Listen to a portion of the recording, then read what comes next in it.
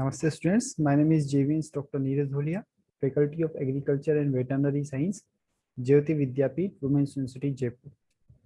So today the topic of discussion is structure of genome. So physical structure and collectively what is the eukaryotic genome, prokaryotic genome, and the overall structure will be discussed here. So we will discuss that what is the organism genetic material, collectively referred as the genome, and is its organization inside the cell. So since an organism's genetics to a large extent dictate its characteristics, so it should not be surprising that organisms differ in the arrangement of their DNA and RNA, as they appear differently. Means microbes are different, plants are different, and the uh, animals are different. So definitely their organization may be different. So we will discuss the organization of the genetic material, the organization of the eukaryotic chromosome, and then the organization of the prokaryotic chromosome, and we will also discuss some non-coding DNA, the extra chromosomal DNA, and other introductory types of things. So let's start. The organization of the genetic material. So what is the genetic material? It is either DNA or RNA, isn't it? So the vast majority of an organism genome is organized into the cells chromosome, which are discrete DNA structures within the cells, and that cannot that control the cellular activities. Okay, so while the eukaryotic chromosomes are housed in the membrane bound nucleus. So nucleus is present in the eukaryotes, and the most of the prokaryotes contain a single circular chromosome that is found in an area of the cytoplasm, and that is called the nucleoid. So first difference is in the prokaryotes and eukaryotes, that the eukaryotes have a well bound, well organized membrane bound nucleus, while the prokaryotes have the nucleoid, which is simply a circular chromosome found in an area of the cytoplasm, and it is not membrane bound. So a chromosome may contain several thousands of genes. So first we will discuss the organization of the eukaryotic chromosome and then the prokaryotic chromosome, right?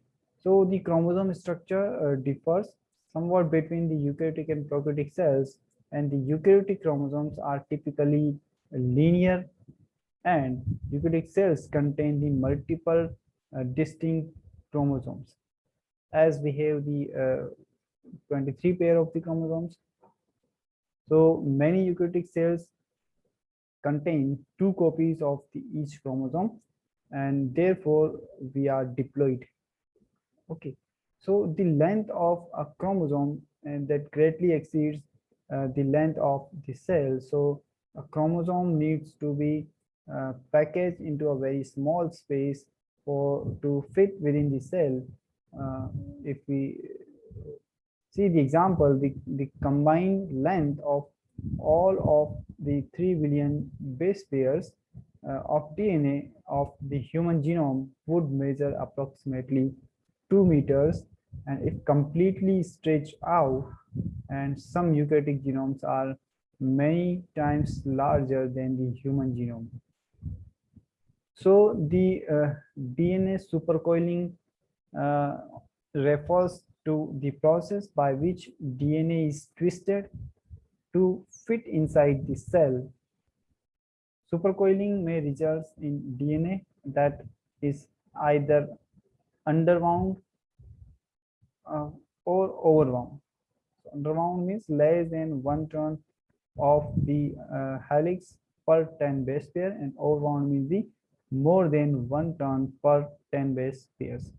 So from its normal relaxed state, proteins known to be involved in the supercoiling include the topoisomerases and these enzymes help maintain the structure of supercoiled chromosomes and preventing the overwinding of DNA during these certain cellular processes like the DNA replication.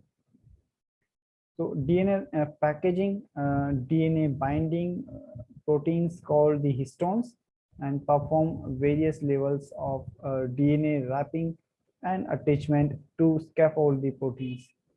So the combination of DNA with these attached proteins is referred to as the chromatin. Okay, so what is chromatin? The DNA material plus attached proteins are known as the chromatin. So in eukaryotes, the packaging of DNA by histones may be influenced by environmental factors that affect the presence of methyl groups on certain cytosine nucleotides of DNA. The influence of the environmental factors on DNA packaging is called the epigenetics. Okay, so this may be asked that what is the epigenetics? So the influence of the environmental factors on the DNA packaging is known as the epigenetics. So epigenetics is another mechanism for regulating the gene expression without altering the sequence of nucleotides.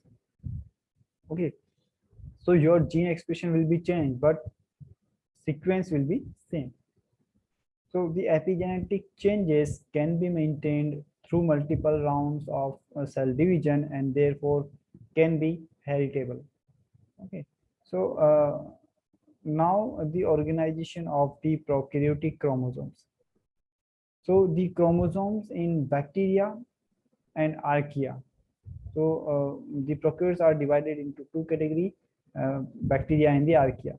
So both are usually circular, and a prokaryotic cell typically contains only a single chromosome within the nucleoid, while most of the eukaryotes have the more than one chromosome. So because the chromosome contains only a copy of each gene, prokaryotes are haploid. As in eukaryotic cells, DNA supercoiling is necessary for the genome to fit within the prokaryotic cell. The DNA in the bacterial chromosome is arranged in several supercoiled domains.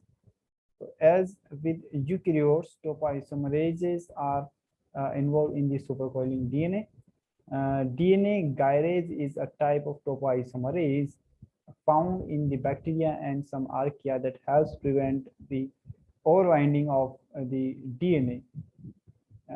So it may be asked that what is the topoisomerases in the eukaryotes? Okay, so DNA gyrase is a type of topoisomerase which plays their important role in the prokaryotes and prevent the overwinding of the DNA. So some antibiotics kill the bacteria by targeting the DNA gyrase. Okay, so in addition, the histone-like proteins bind DNA and aid in DNA packaging.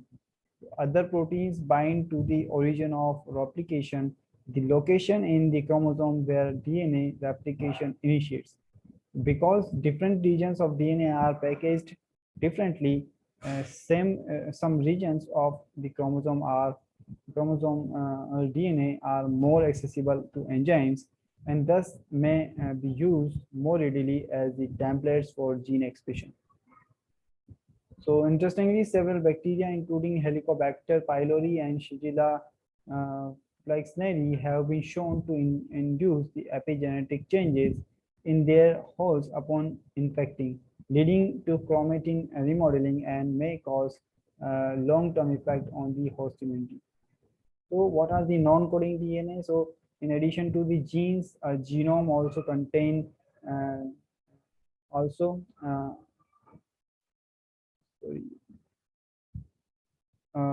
sorry. So what is the non-coding DNA? So it is in addition to the genes, a genome also contains many regions of non-coding DNA that do not encode proteins or the stable RNA products, and non-coding DNA is commonly found in areas prior to the start of the coding sequences of genes as well as in the intergenic regions.